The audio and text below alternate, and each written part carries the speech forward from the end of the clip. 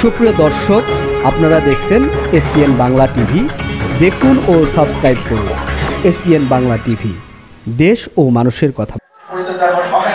কেমন আছে এবং এই যে আজকে অনুষ্ঠানে উপস্থিত হয়েছে, আরো একটা অনুষ্ঠানে উপস্থিত থাকার কথা ছিল, বিশেষ একটি কর্মসূচি থাকার রাজনৈতিক চেষ্টা করেছেন এবং সেখানে মাননীয় ছিলেন অনুষ্ঠানে উনি চেষ্টা করেছেন, কিন্তু প্রোগ্রামটা ছিল ওনার সেই পূর্বাচলে, সেজন্য ওনার আসতে দেরি হয়, আসতে না পেরে তিনি পরে মাননীয়কে ফোনে বলেছেন, স্যার আমি আগে ইচ্ছা ছিল কিন্তু আমি ইচ্ছা থাকা সত্ত্বেও আসতে পারিনি। এবং আজকে অফিসটাই আপনি আপনারা জেনে থাক খুশি হবেন যে উনি বর্তমানে নৌপরিবহন মন্ত্রণালয়ের অতিরিক্ত সচিব এবং ডেপুটেশনের বিআইডব্লিউটি এর সদস্য হিসাবে উপস্থিত রয়েছেন। ওনার অফিস টাইম তারপরে উনি শুধু আমাদের এই আহ্বানে কেড়েছেন, ওই জন্য ওনাকে আমি অনেক অনেক ধন্যবাদ কৃতজ্ঞতা জানাই। উপস্থিত আছেন আমাদের আজকের আয়োজনে যিনি আমাদের পাশে আছেন এই মেহেদ উৎসবে, যার সৌজন্যে আমরা এই উৎসবটা করছি, পরে কসমেটিক্স তাদের যে ব্র্যান্ড স্টাইল 3D মেহেদি, তার সৌজন্যে আমাদের এই মেহেদ উৎসব হচ্ছে। পরে কসমেটিক্স এর ব্যবস্থাপনা পরিচালক মজদুর রহমান আছেন, চেয়ারম্যান আমাদের শ্রদ্ধেয় ভাবি সামনাভূত সুদীবন্ধু, সবাইকে ফেডারেল সাংস্কৃতিক পরিষদের পক্ষ থেকে অনেক অনেক শুভেচ্ছা অভিনন্দন। আসসালামু আলাইকুম। আসলে রোজা রমজানের বক্তৃতার কিছু নাই, আমরা এই গত 17 তারিখে ইফতার পানি করেছি অরেঞ্জ হোটেলে এবং দ্বিতীয় পর্যায়ে আমরা এখানে এই 700 গুণ বৃদ্ধি আল্লাহ করে সওয়াব দিবেন। এই জন্য যাতে আমরা একটা কাজ করলে সত্যিকার সওয়াব পাবো, একটা নকল করে ফরজের সওয়াব পাবো, একটা খরচ করলে 70টা ফরজের সওয়াব পাবো, ওই চিন্তা করে আসলে যাকাতটা রমজান সাহায্য করি। কিন্তু দুঃখজনক হলো সত্যি এবং একটা সামান্য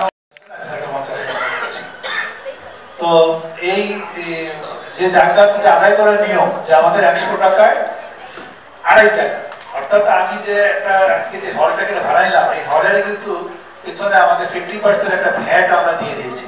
একটা পানি খেলেও সেখানে 20 টাকা, সেখানে আমাকে 50% ভ্যাট দিয়ে দিতে হচ্ছে। কিন্তু আমরা দেখা যাচ্ছে সে ভ্যাটটা দিতে আমরা কোনো কুটাবাজ করি না, কিন্তু আল্লাহর বিধান যে জাকাত এটা দিতে আমরা নয় করি। কিভাবে কম করে জাকাত দেওয়া যায়, এই টাকাটাকে কিভাবে ব্লক করে কিভাবে অল্প ই করে, তারপরে সেটা একেবারে মানে মনে হয় বাজারে জিজ্ঞেস করে ভাই কম দামে তোমার কাছে শাড়ি কোনটা, মানে যে শাড়িটা মনে হয় একটা দেখতে পারি কোনো মোছা ছাড়া ধোয়া মোছা ছাড়া কোনো কাজ করা যাবে না। তা আমাদেরকে এর থেকে বেরিয়ে আসতে হবে। আমরা প্রতি করতে যে আমাদের যে জাকাত সেটা যদি আদায় করি তাহলে আমাদের দারিদ্র অনেকাংশে বিবেচন হয়। আমরা আমাদের সেটা আদায় করবো, জাকাত আদায় করবো। আর মেহেদি এটা আমাদের একটা পুরান ঢাকার একটা ঐতিহ্য। আমরা যারা পুরান ঢাকায় আমাদের মধ্যে তারা একটা স্বপ্ন করেছিল, অনেক আমাদের পুরান ঢাকার বিভিন্ন অনুষ্ঠানে যা গিয়েছেন, যে এখন কিন্তু এই মেহেদিটা অনেকটা পরিবর্তন হয়ে গেছে। আপনারা এখানে যারা মুরব্বী আছেন এরা বলতে পারবেন, ছোটরা বলতে পারবে না, যে আম্মা যখন চুল আঁচড়াতো, বিশেষ করে সবে বরাতের পরে এই চুলগুলো আমরা কিন্তু সংগ্রহ করার জন্য বসে থাকতাম। চুল আঁচড়ানোর মধ্যে চুলটা থাকতে চুলটা ফেলতে দিতাম না, এই চুলটা জমিয়ে আমরা ঈদের আগের দিনটা চাঁদ রাখতে তখন মায়ের হাতে সেই মেহেদিটা লাগাতাম। আমার গায়ে লোক দাঁড়িয়ে গেছে মার কথা বলাতে, সেই মার হাতে মেহেদি লাগানো। আর এই যে যুগীয় আমার এখানে বলছিল আমার সাহেব আসলে কিছু মনে দেবেন আপনি, এই টিমের মেহেদি লাগানো আমার মনে হয় না সেই আনন্দ সেটার মধ্যে আছে। তারপর এখন যুগ পাল্ট গিয়েছে, আমাদের যুগ পাল্ট গিয়েছে, ডিজিটালাইজ হয়েছে, সবকিছু আধুনিক হয়েছে, অতই আমার মেহেদিতেও আধুনিকতা আসে বুঝেছে। তো এই সংস্কৃতি আমাদের ধরে রাখতে হবে। আমাদের যে হাজার বছর ঐতিহ্য সংস্কৃতি গুলো, এগুলো আমরা চর্চা করবো, ধারণ করবো, ধারণ করবো, নতুন প্রজন্মের কাছে এই সংস্কৃতি আমরা তুলে ধরবো।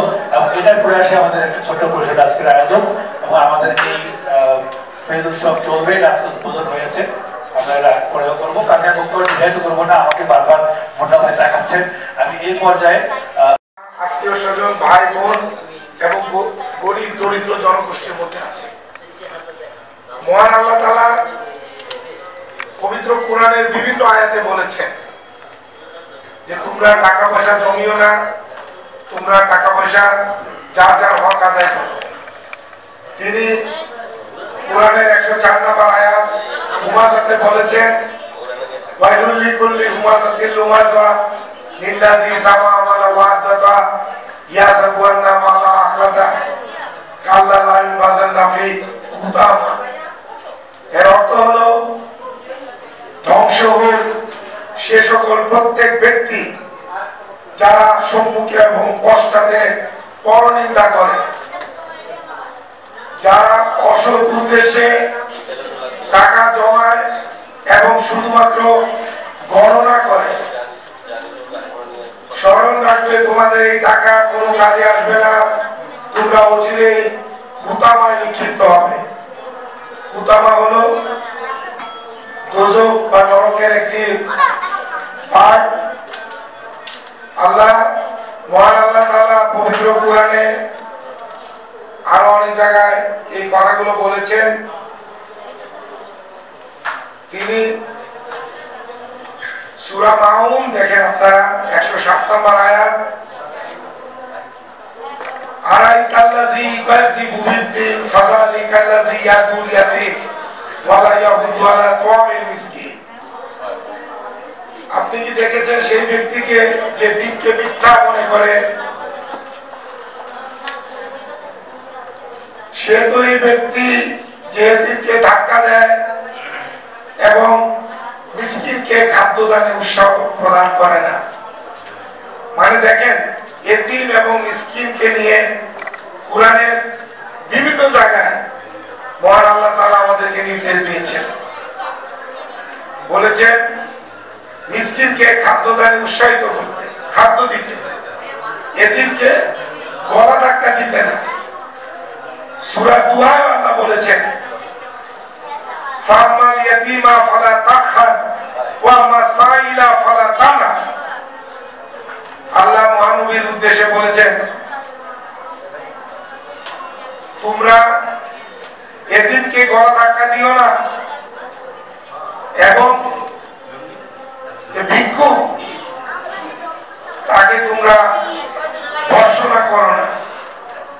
তার মানে আরো অনেক আয়াত আছে পবিত্র কোরআনে, আমরা যদি স্টাডি করি এই দরিদ্রতা বিমোচনে, যাকাত প্রদানে, সালাত আদায়, ইয়াতীম, মিসকিন, কর্জে হাসানা, আল্লাহর উদ্দেশ্যে খরচ, এসব করার জন্য আল্লাহ তাআলা বলেছেন। সেই যাকাত মানে কাপড় নয়, ওই কাপড় যা প্রথম ধোয়ে রং চলে যায় আর তারপরে ধোয়ে সুতো হয়ে যায়। যাকাত কখনোই আপনার ইচ্ছে মতো বা আমার ইচ্ছে মতো কোনো জিনিস দিয়ে আমরা প্রদান করতে পারি না। যাকাত আর্থিক মূল্য নয়, সরাসরি অর্থ প্রদান। তাই বর্তমান সময় ইসলামিক স্কলাররা মনে করছেন পাওনাদারকে যেমন আপনি টাকা দিন, পাওনাদারের টাকা পরিশোধ করেন, ঠিক একইভাবে আপনার সম্পত্তির উপর যে যাকাত এসেছে সেই যাকাতটিও আপনি অর্থ দিয়ে পরিশোধ করবেন। অর্থের আপনি ব্যবহার করার ক্ষমতা আপনাকে আল্লাহ তাআলা দেননি। আপনি যাকাতের অর্থ আপনার মতো খরচ করে কাউকে দিতে পারেন না, এই রাইট আপনার নেই। ধন্যবাদ। সুপ্রিয় উপস্থিত, নিজে যাকাত দাতা হবে, সেটা হতে পারে তাকে একটা ব্র্যান্ড কিনে দেওয়া, একটা রিক্সা কিনে দেওয়া, একটা মানে একটা কর্মসংস্থানের ব্যবস্থা করে দেওয়া, যাতে সে নিজে যাকাত দাতা হবে। আসলে এই আমরা আসলে যাকাতের শাড়ি রঙি দিয়ে একটা মানুষ মারাও যায়, আবার এটা একটা প্রচার হয়। আসলে যাকাত দেওয়ার ব্যাপারে খুব উৎসাহিত করতে হবে। আর যাকাত কিন্তু গরিবের হক, এটা কিন্তু যাকাতটা কিন্তু কোনো দান না, এটা হচ্ছে হক। এটা হচ্ছে বান্দার হক, বান্দার হকটা তো এটা যাকাতের কোরআনের 8টা খাত আছে নির্ধারিত। নির্ধারিত 8টা খাতের বাইরে যাকাতের যাওয়ার সুযোগ। আমরা মনে করি বাংলাদেশ যদি ঠিক মতো যাকাত ব্যবস্থাটা চালু, সরকার যদি যেভাবে আপনি দেখবেন যে আপনি অ্যাকাউন্টে ট্যাক্স কেটে নেন, অ্যাকাউন্ট থেকে আপনি যেভাবে ব্যাট কেটে নেন, মানে সেভাবে যদি যাকাতটা কেনার মানে কাটার সুযোগ থাকতো এবং এটাকে রেয়াত পাওয়া যেত। যেমন আমরা ট্যাক্স দিলে আমরা রেয়াত পাই, কিছু ইন্স্যুরেন্স করলে, ডিপিএস করলে আমরা রেয়াত পাই। যাকাতের দিলেও যাতে রেয়াত পাওয়া যায় তাহলে এটা উদ্বুদ্ধ হতো এবং সেটা আসলে অ্যাকচুয়ালি দুর্নীতিমুক্ত ব্যবস্থাপনা যদি থাকতো তাহলে মানুষ এটাকে মানে আরো দিবে এবং এটাকে দিতে মতো আসলে ইসলাম রাষ্ট্রটা এই সরকার এই দেশে আলিম সমাজ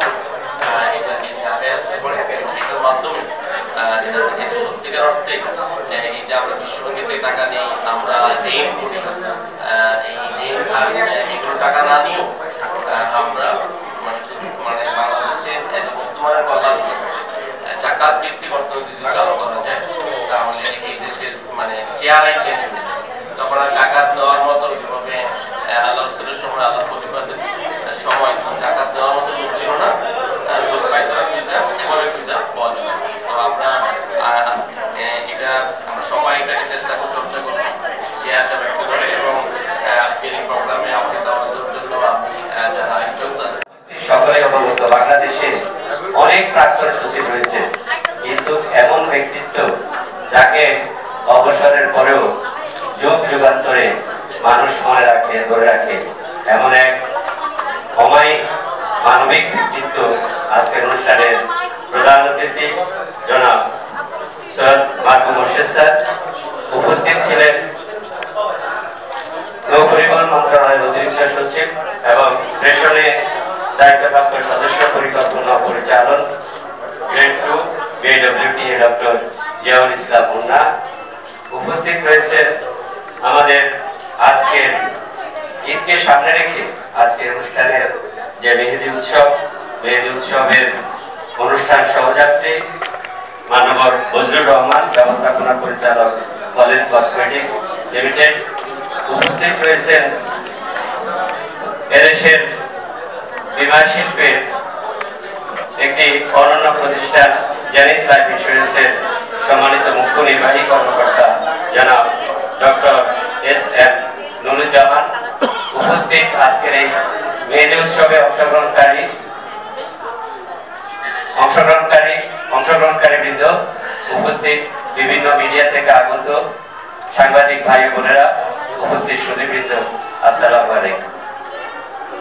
আজকে বাংলাদেশ ফেডারেল সাংস্কৃতিক পরিষদ 2003 সালে গণপ্রজাতন্ত্রী বাংলাদেশ সরকারের নিবন্ধন নিয়ে এর অগ্রযাত্রা শুরু থেকে ঐতিহ্যের ধারক, আবহমান বাংলার ঐতিহ্যের ধারক এই স্লোগানকে লালন করে বাংলাদেশ ফেডারেল সাংস্কৃতিক পরিষদ দেশজ সংস্কৃতি বিনির্মাণে সংগ্রাম মুখর পথ চলায় বিভিন্ন সভা, সেমিনার এবং বাংলাদেশের সাংস্কৃতিক রক্ষায়, বিশেষ করে এই স্যাটেলাইট যুগে সংস্কৃতির আগ্রাসন থেকে দেশের সংস্কৃতি বিনির্মাণে সদা সচেষ্ট রয়েছে এবং কাজ করে যাচ্ছে। এরই ধারাবাহিকতায় বাঙালি সংস্কৃতির, মুসলিম সংস্কৃতির একটি ঐতিহ্য ঈদে মেহেদি উৎসব করা, মেহেদি লাগানো, হাত লাগানো, সেই ঐতিহ্য দিন দিন প্রায় বিলুপ্তির পথে। এই মেহেদি লাগানো যাতে আমাদের বাঙালি সংস্কৃতিকে টিকিয়ে রাখা যায়, প্রতি বছরের ন্যায় এবারও 3D মেহেদি মাধ্যমে আমরা এই সংস্কৃতি ধরে রাখার জন্য আজকে অনুষ্ঠানের আয়োজন করেছি। এই অনুষ্ঠান মাহে রমজান উপলক্ষে বিশেষ করে অফিস ডেতে হওয়ায় এর সরব উপস্থিতি কম থাকলেও আমি মনে করি এই আয়োজনের ব্যাপকতা অনেক। আমি বাংলাদেশ ফেডারেল সাংস্কৃতিক পরিষদের পক্ষ থেকে এই বিষয়টি বলতে চাই। আজকের এখানে বিশেষ অতিথি হিসাবে যে ডক্টর জিয়াউল ইসলাম মুন্না বক্তব্য রেখেছেন, তিনি কিন্তু সেই ফ্যাসিজমের শিকার হয়ে 15 বছর কারাবরণ করে আবার বাংলাদেশ সরকারের দায়িত্ব গ্রহণ করেছে। এইভাবে বাংলাদেশ ফেডারেল সাংস্কৃতিক পরিষদ দেশের সংস্কৃতি বিনির্মাণে, বিশেষ করে দেশীয় সংস্কৃতিকে টিকিয়ে রাখার জন্য সারা দেশব্যাপী বাংলাদেশ ফেডারেল সাংস্কৃতিক পরিষদ শিশু কিশোর সাংস্কৃতিক প্রতিযোগিতা পদ্মকুড়ি আয়োজনের মধ্য দিয়ে বাপে সাপ একটি পরিচিত নাম পুরো দেশব্যাপী। কিন্তু এই ফ্যাসিজমের কারণে, ফ্যাসিস্ট আগ্রাসনে বাংলাদেশ ফেডারেল সাংস্কৃতিক পরিষদের কার্যক্রম পরিচালনায় অন্তরায় হয়ে দেখা দিয়েছিল শুধুমাত্র পদ্মকুড়ি আয়োজনের কারণে। তাই আজকে আমরা উন্মুক্ত, আজকে আমরা উদ্ভাসিত, আজকে আমরা উল্লাসিত, সকল শ্রেণী পেশার মানুষ আজকে আমরা মুখ ভরে কথা বলতে পারছি, আমরা হাসি মুখে চলতে পারছি এবং আমরা আমাদের সাংস্কৃতিক ধারাগুলোতে আস্তে আস্তে করে আবার ফিরে যাচ্ছি। এই জন্যে আজকের এই অনুষ্ঠান আয়োজনের দিক থেকে আমি মনে করি একটি ব্যাপক বিষয়। আজকের এই অনুষ্ঠানের সুন্দর আয়োজনের জন্য বাংলাদেশ ফেডারেল সাংস্কৃতিক পরিষদের মহাসচিব এবং স্বাধীনতা সংসদের মহাসচিব শাহেদ আহমেদ এই অনুষ্ঠানকে শুভ সমাপ্তির জন্য সার্বিকভাবে সহযোগিতা করেছেন এবং বাপে সাহেবের পরিবারের প্রত্যেক সদস্যকে মাহে রমজান উপলক্ষে এবং উপস্থিত সকলকে অগ্রিম ঈদ শুভেচ্ছা জানাচ্ছি। আজকের যে আলোচ্য বিষয় দারিদ্রতা বিমোচনে জাকাত, দারিদ্রতা বিমোচনে জাকাত, এই বাক্যচয়নটি আমরা এই জন্যই করেছি, ইসলাম যে 5টি স্তম্ভের উপর প্রতিষ্ঠিত কালেমা, নামাজ, রোজা, হজ এবং জাকাত, জাকাত তার অন্যতম। দারিদ্রতা বিমোচনে জাকাত কেন? কারণ আমাদের পূর্ববর্তী বক্তা কিন্তু কিছুটা আলোকপাত করেছেন যে জাকাত আমরা মনে করি কারো দান দক্ষিণা বা কোনো কারো করুণা, আসলে কিন্তু তা নয়। জাকাত হচ্ছে গরিবের প্রতি দরিদ্রের অধিকার, আর এই অধিকার প্রতিষ্ঠিত করেছে স্বয়ং আল্লাহ তাআলা।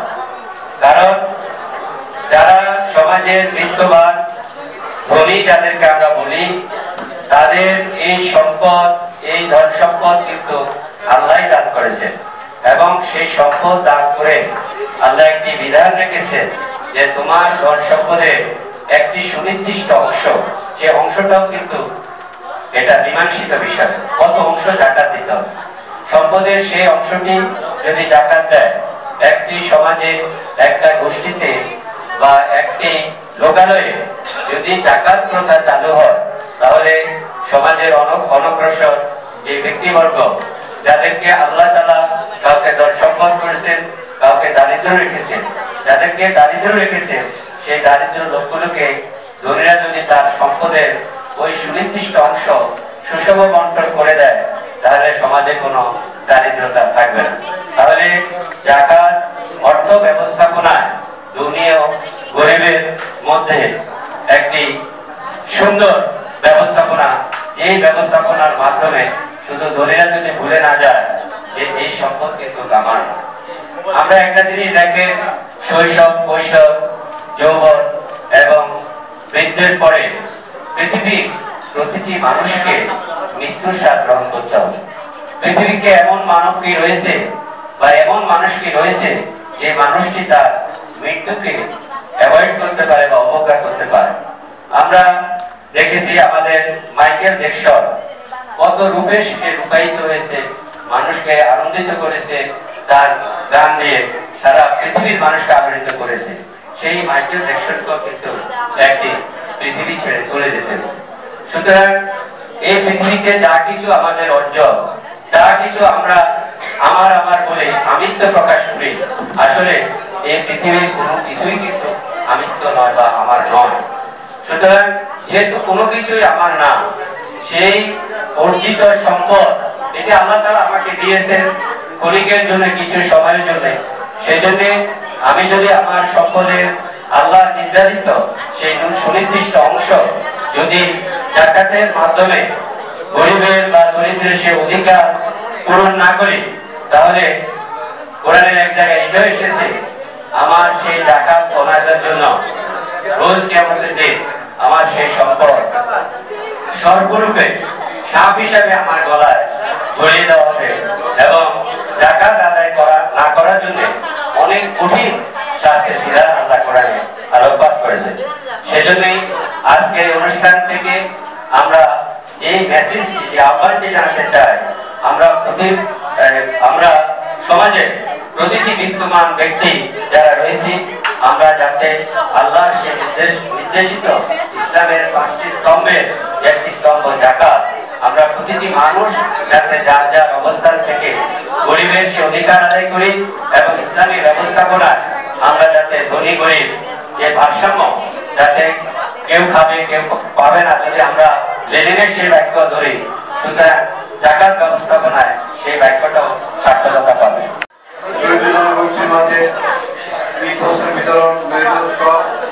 অনুষ্ঠানে আজকের সভার সম্মানিত সভাপতি এবং প্রধান সাবেক সচিব মাধ্যম করছে সবার প্রতি শুভেচ্ছা জানাচ্ছি এবং যারা উপস্থিত হয়েছে তাদের প্রতি আমার ব্যক্তিগত পক্ষ থেকে শুভেচ্ছা জানাচ্ছি এবং আগামী দিনের শুভেচ্ছা জানাচ্ছি সবাইকে ঈদ মুবারক।